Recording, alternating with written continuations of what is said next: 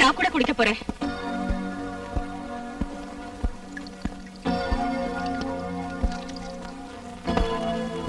வேண்டாம், இதெல்லாம் உனக்கு வேண்டாம்.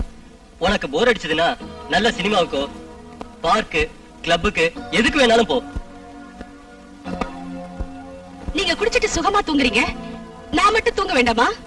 இது ஆரம்பிச்சா நிறுத்தவே முடியாது. எதுக்கு நிறுத்தணும்? வாழ்க்கையில உங்களுக்கு இதுதானே ரொம்ப முக்கியம்.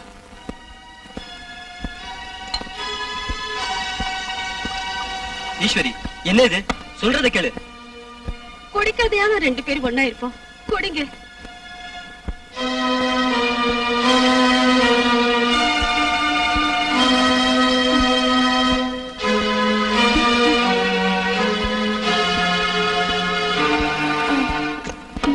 ஈஸ்வரி, போதும் சொல்றேன்ல.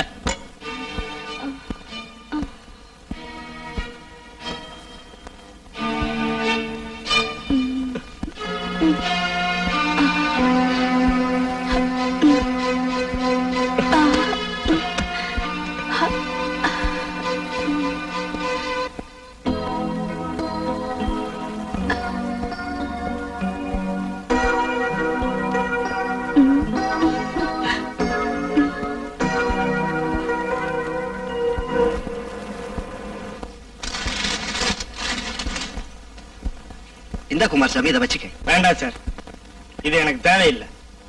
தேவையான வசதியை ரவி சார் செஞ்சு கொடுத்துருக்கு. இதை நான் விருப்பப்பட்டு தரேன். அப்படின்னா இந்த பணத்தை பிரீஸ் சேரிட்டிக்கு கொடுத்துருங்க.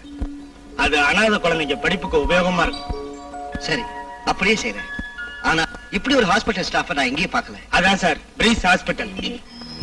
போதும், இன்னைக்கு நீ ரொம்ப குடிச்சிட்ட. குடிச்சதுனாலதான் என்னால தூங்க முடிஞ்சது. தூங்குறதுக்குன்னு குடிக்க ஆரம்பிச்சிட்டா அப்புறம் இதை குடிக்காம தூங்கவே முடியாது. என்ன மாதிரி நான் குடிக்கல, ஆனா நீங்க நேத்து இருந்த மாதிரி என்கிட்ட வந்து படுக்கணும். சம்மதிக்கிறேன். நான் கொஞ்சம் குடிக்கட்டுமா? கொஞ்சமா குடிங்க.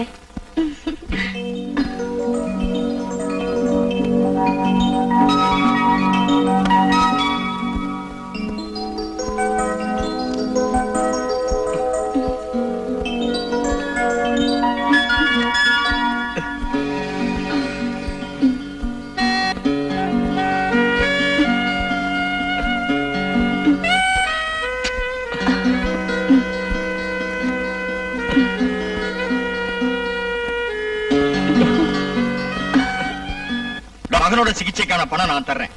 அவ அனாதை இல்லைங்கிற விஷயம் யாருக்கும் தெரியக்கூடாது. இது எனக்கு கௌரவ பிரச்சனை. மிஸ்டர் ஜோசப், நீங்க தான் தாமஸ் அனாதையாக்குனது. பணத்தோட மதத்தோட பேரை சொல்லி. மதமும் பணமும் எனக்கு ஒரு பிரச்சனை இல்ல. ஆனா அவன். நிறுத்துங்க. அவங்களோட அன்பின் அடையாளம் தான் ஷீலா. அந்த குழந்தையை கவனிச்சு நல்லா வளர்த்து ஆளாக்காத நீங்களா மகனோட ட்ரீட்மெண்ட் செலவுக்கு தரதா சொல்றீங்க? டாக்டர், நான். மிஸ்டர் ஜோசப், நீங்க ஒரு நோயாளியா மாறிட்டு இருக்கீங்க. அதோட கடைசி நிலைமைக்கு வந்தா அது உங்களுக்கு நல்லது. உண்மைதான். என்னோட மகனை நான் பிரிஞ்சதுக்கு அப்புறம் சந்தோஷமாவும் நிம்மதியாவும் தூங்கவே இல்லை. இந்த மன நிம்மதி இல்லாம உங்களை நோயாளியா மாத்திட்டு இருக்கு. ஷீலா தான் உங்க நோய்க்கான மருந்து. என்ன ரோசி, முன்னெல்லாம் நீ என்ன பார்த்து எதுக்கு பயந்த? நீங்க என்ன பார்க்க வந்த அன்னைக்கே உங்க கண்ணை பார்த்து நான் ரொம்ப பயந்துட்டேன். அத நான் அப்படியே அப்பா கிட்ட சொன்னேன். கல்யாணமே வேண்டாம்னு சொன்னேன். ஆனா அப்பா அதுக்கு சம்மதிக்கவே இல்ல.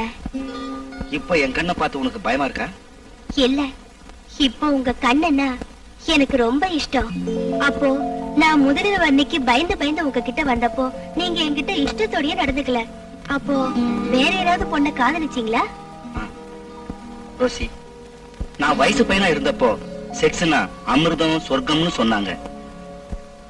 உன்னை கல்யாணம் பண்ணதும் ஆசை அவசரம் அதிகமாயிடுச்சு. செக்ஸ்னா என்னன்னு இப்ப புரிஞ்சுது. என்ன மன்னிச்சிடு. இப்ப எதுக்காக என்ன சமாதானம் பண்றீங்க? உங்க ஆசை நிறைவேறிடுச்சு, உங்க விருப்பம் பூர்த்தி ஆயிடுச்சுல்ல. எல்லையெல்லாம் இன்பம் கிடைச்சிருச்சு டாக்டர் ரவி சார் அட்வைஸால. இனி நம்ம தாம்பத்திய வாழ்க்கையில பேரின்பம் தான்.